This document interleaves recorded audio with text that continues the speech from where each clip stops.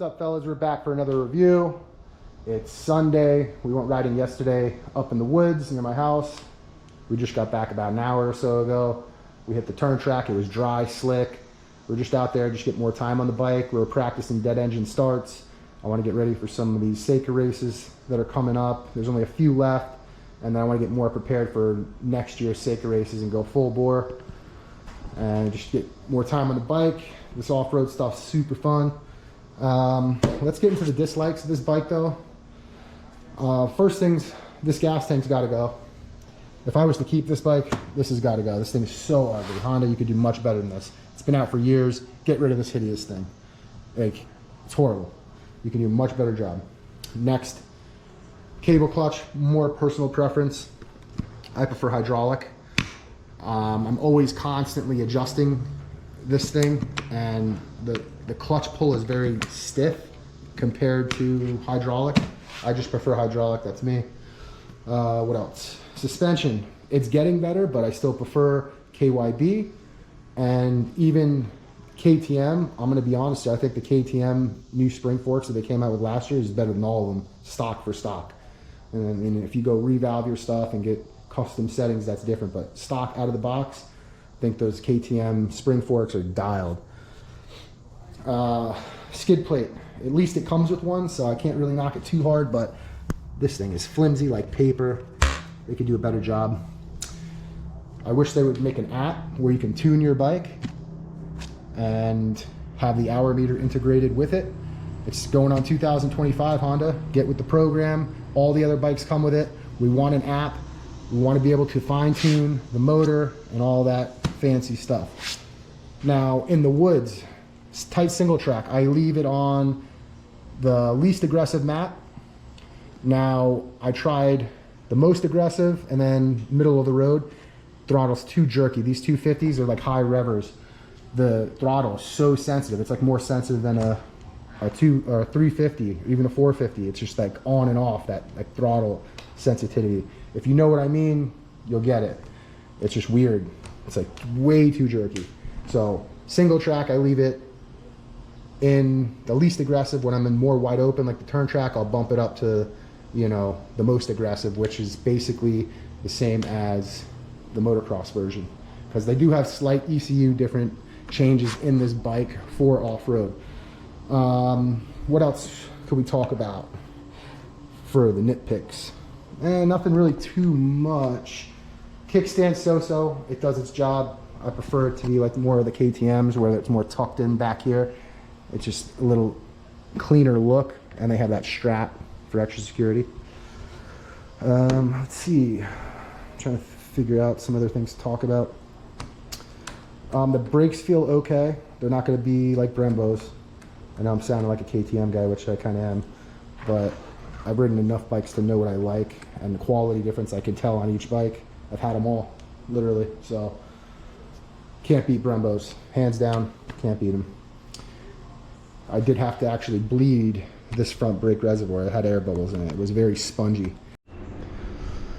Now, after we were talking about the brakes, my GoPro camera died, so let me finish off this before we jump into the riding footage. Now for the good stuff, I mean, it handles pretty well. I can't compare it to the 24 model and the 22 model, which they're all the same in that year. But I mean, these bikes are pretty cheap. I think these are like the cheapest bikes at the dealership next to the Suzuki. So, I mean, you could probably get killer deals on these bikes depending on which dealership you go to. So, I mean, you can't really go wrong. I mean, my personal preference is still going to be Yamaha and KTM, hands down. But, I mean, it's a solid bike. I mean, it handles good. The power's good. It revs out. It pulls pretty good. Like I said, I can't compare the last model, but it's pretty decent. So, for a woods bike, you could probably find these things cheap, a leftover one, or like a previous model. These ones just came out, it's a 25. I know people are talking about, some don't like this design.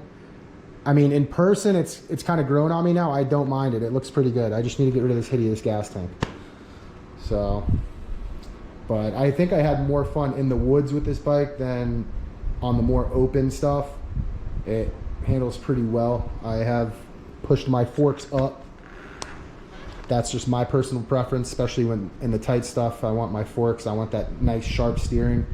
I've adjusted my sag to where I feel comfortable. I've went out crazy amount on the clickers on compression and rebound. I think I even went out about a little more than a half a turn on the high speed just to get that rear end to just like soak up those hard hits. Like I want it to just soak up everything. That's what I like. Right now it still feels a little stiff, but it's getting there the more I ride it. I think we have like 4 hours on it now, so we'll see. But I don't think I'm gonna keep this bike too much longer. So like I said, if anyone wants a deal on a 25 RX, hit me up. I'll make you a solid deal. We're gonna be moving on to other bikes. We have 25 YZ250 FX and the KX 250X, all new redesign, same with the Yamaha. We're gonna hopefully get those at the same time. If the dealer that I'm talking to said about a couple of weeks, if they come in at the same time, I'm gonna buy both bikes and kill two birds with one stone, do some reviews on them, and we'll see. I'm just going through doing some reviews on bikes and stuff like that. At the end of the day, more than likely, probably go back to the KTMs, especially now I've been experimenting with other bikes. Still nothing feels like a KTM in my opinion. It's personal preference, but I'm not a pro rider. I'm just a guy who likes to buy bikes and ride, so I know what I like. These handguards though, let's get into this real quick. They get the job done. At least they come with handguards, so it's pretty cool. But we'll get into the riding footage. Nothing special. It's dry, hard pack. We were just practicing starts or dead engine starts. That's what I really want to focus on and get more riding time in and just have a good time on bike. So we'll drop a couple more videos during the week. We're going to be riding, take a break tomorrow, which is Monday, and then throughout the week we're going to be riding more. Hopefully some rain comes. The weather's been great, so without that humidity, I'm riding every day, no questions asked. So I'll see you guys in a couple of days with some more video drops. Hopefully maybe we'll have some more bikes here shortly. You never know. What's up? We're back for another ride day. We're just gonna do a little session, grind out some laps, try to just do like a 45-minute session, no stopping. I'm gonna practice some starts. Nothing really too exciting. It's real dry out here, dusty, hard pack, slick. So, got to be easy on that throttle. And yeah, we need some Mother Nature to come in and drop some water on us because this place needs it. So, get to it.